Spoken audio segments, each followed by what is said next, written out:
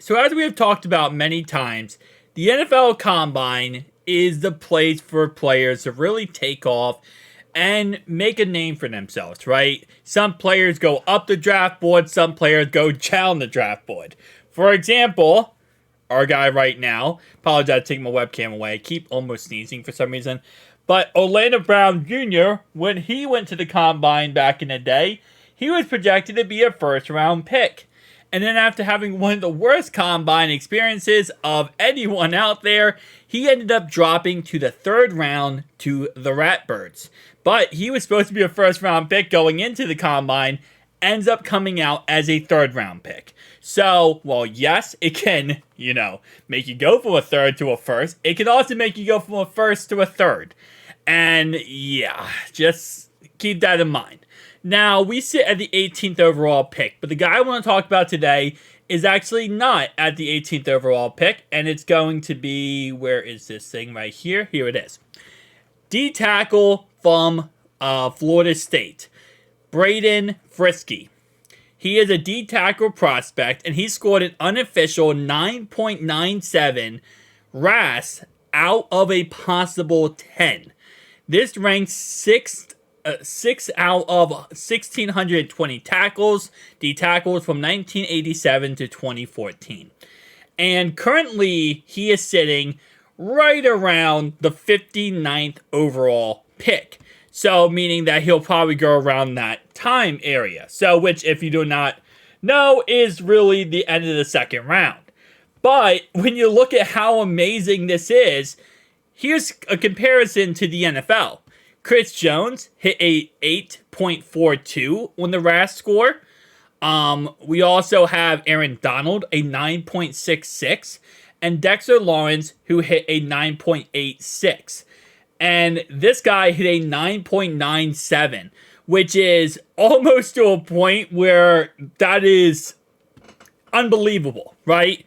And when you have stuff like that happen, where you're the guy who now just looks absolutely insane, well, your draft stock is going to go up. It's just how it works. People now are like, whoa, hold up. You look good in college, and you look like you could be a late second round pick. Now, you're starting to look like a first round pick. I wouldn't be surprised if he moves up to top 50. Top 50, probably top 40, maybe top 30.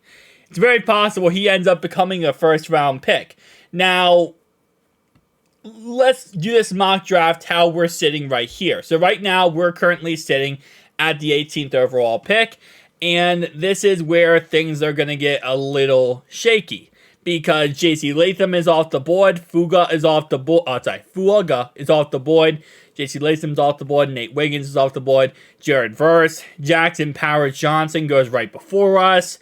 Brock Bowers is off the board. A lot of players that we like are currently off the board. And Tyler Guyton, you can see he's also very much dropped since our last mock draft. He's actually now down to the 32nd overall position.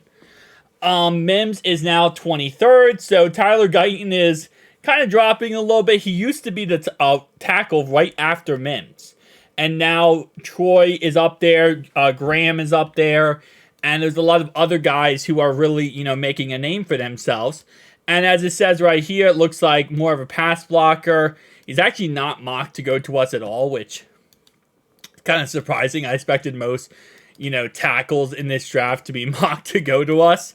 But it mainly is because of the fact he was a left tackle and Troy is also a left tackle. So we're not really in the ballpark range of looking for a left tackle.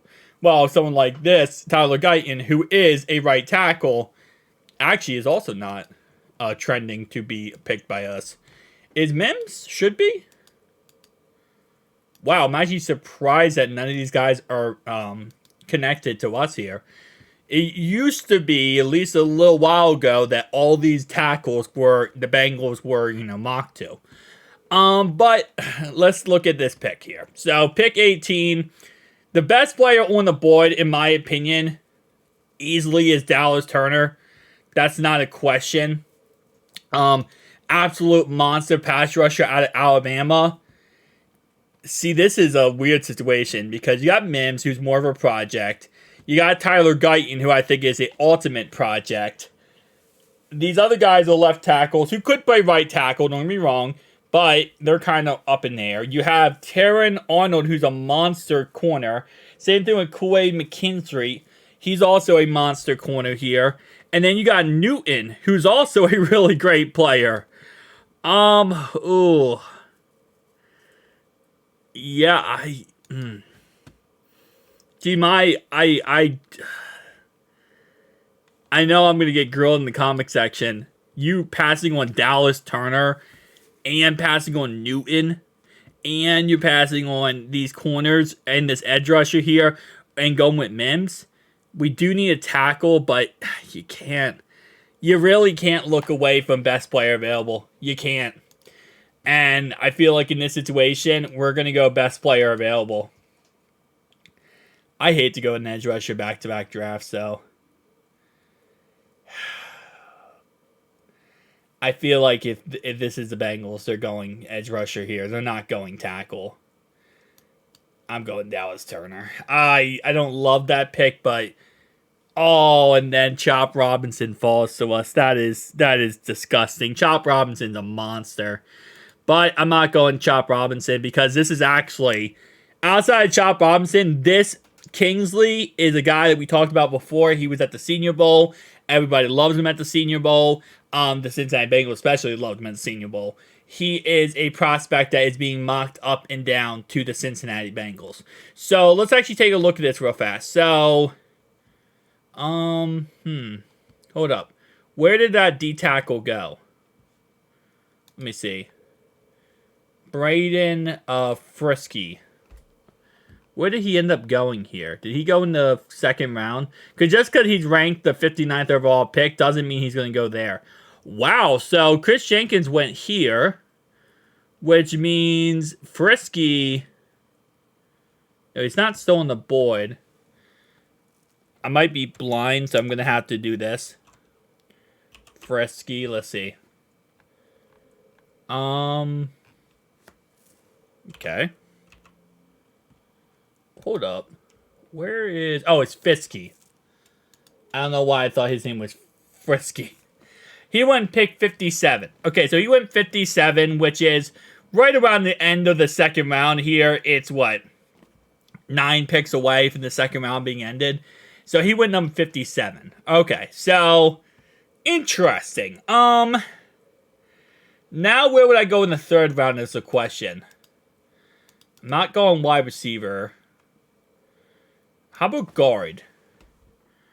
Ooh, see, this is where you could get someone like Christian here from Boston College. You got Cedric Van Pran from Georgia. I actually kind of like him the most. So I'm going to go a center guard. Is he a center in here or is he a guard? Center guard. Okay, so center guard. Whatever. You can move him to guard. Actually, let me just double check this. Did he play guard in college? No, he actually didn't. He played mainly center. But you can still move him to guard. Center guard's not a hard transition for many players. Alright, so this is where... this is where you could go safety, in all honesty. This is where you could go with safety here. And get yourself a star here like Taylor Demersion. 76 run defense, 76.2 coverage. Not a bad option. Let's see. Ty Key, we talked about this guy many times before. I really do like him, and I'm actually going to go with him here. I don't love his height, 5'10", but if you put him in the box, like a box safety / linebacker combo, it's actually really not that bad of an option. Tyler Davis, I love this guy here. He also is best player available, but he is an absolute animal. I do want to go corner here, but I also want to go tight end. Kind of a combination, too. I'm going to go tight end here with Bell. And then I'm going to kind of look at what corners are here. All right, so we got Johnny Dixon, and this would be a reach to go corner here. So I don't see us avoiding corner at all. I see us going very heavy in corner in this draft, especially with losing Cheeto. But, I mean, if they're not the best player available, they're not best player available. And last year, draft, we did not take a tight end for that said reason. So, it's going to be one of those situations where, we're going to go best player available. We're going to go whatever the best guy on the board is. Sometimes it's not going to be the position we want. Yeah, I would not be against the idea of going with another guy. He played left guard, which could be a competition with Cordell Volson here. He also played right tackle. This guy played right tackle, he played left guard, and he played center. And he played right guard a little bit. I am actually not against the idea of doing that. Put him at guard. See what he can do at guard for us. Alright, so what cornerbacks are available? That's a reach right there. And also, I feel like we take a cornerback before the 7th round. There's no way we don't take a cornerback before the 7th round. But let's just do it for the hypothetical here. Alright, so what do they have us going? They have me at a B+, an A for Dallas Turner. Kingsley is an A. Cedric Van Pran is a C.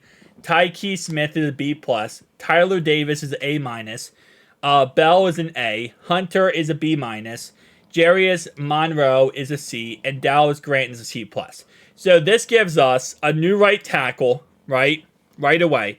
Pick up some free agents, work on free agency when it comes to right tackle position. You have a rookie. You have the veteran to come in and take over. You have now competition and backup for your left guard, center, and right guard.